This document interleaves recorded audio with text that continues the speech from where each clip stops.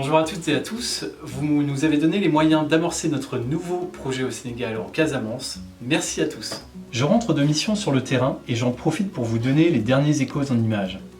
Pour rappel, avec notre entreprise école, nous voulons renforcer la filière de transformation des fruits pour 1. Créer de l'emploi, 2. Éviter les pertes agricoles et 3. Créer de la valeur ajoutée, de la richesse. En Casamance, la terre et le climat sont favorables. Les agriculteurs produisent beaucoup de fruits de qualité. Ils essaient de vendre une partie de leur récolte aux grossistes venant de Dakar, qui ne sont pas toujours fiables. Ils achètent et embarquent une première partie de la récolte et demandent de leur garder l'autre partie, mais ils n'en reviennent pas toujours et les agriculteurs n'osent pas vendre ailleurs leur récolte bloquée pour ces grossistes.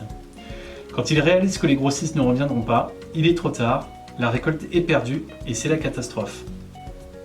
Ils pourraient vendre beaucoup plus aux coopératives de femmes, mais ces unités de transformation ne sont pas assez équipées pour transformer de grosses quantités de fruits rapidement et pour conserver ensuite leur pulpe. C'est la conservation du produit semi-fini qui pose problème. Parce qu'on n'a pas un système de conservation de la pulpe. Si je prends par exemple des mini-chambres froides ou les chambres froides, donc ça on n'en a pas. On n'a que 6 frigos qui prennent 1 tonne 200. Donc 1 tonne 200 pour une campagne, ça ne suffit même pas. Nous, on a des prévisions au moins de 5 tonnes de pulpe par an, sinon plus. Là, on pourra vraiment travailler 12 mois sur 12.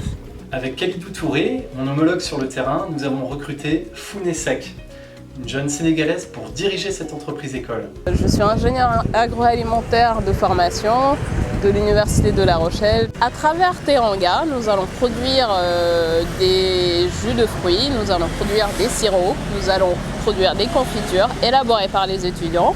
Donc nous allons proposer des formations courtes, des formations longues à destination des jeunes femmes, des jeunes hommes casamançais, mais surtout les acteurs de la filière, notamment les transformatrices dans les GIE.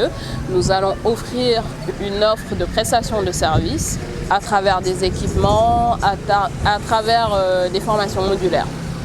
Voilà, nous avons la bonne personne pour lancer les activités. Alors, il nous reste quelques devis à étudier pour certains équipements, comme la dépulpeuse, la chambre froide. Mais en mai, nous allons commencer les premières activités pour tester notre process et créer nos formations. Et nous allons enfin pouvoir recruter nos apprentis à partir du mois de septembre pour lancer l'apprentissage en fin d'année 2021. Et tout ça, c'est grâce à vous. Merci.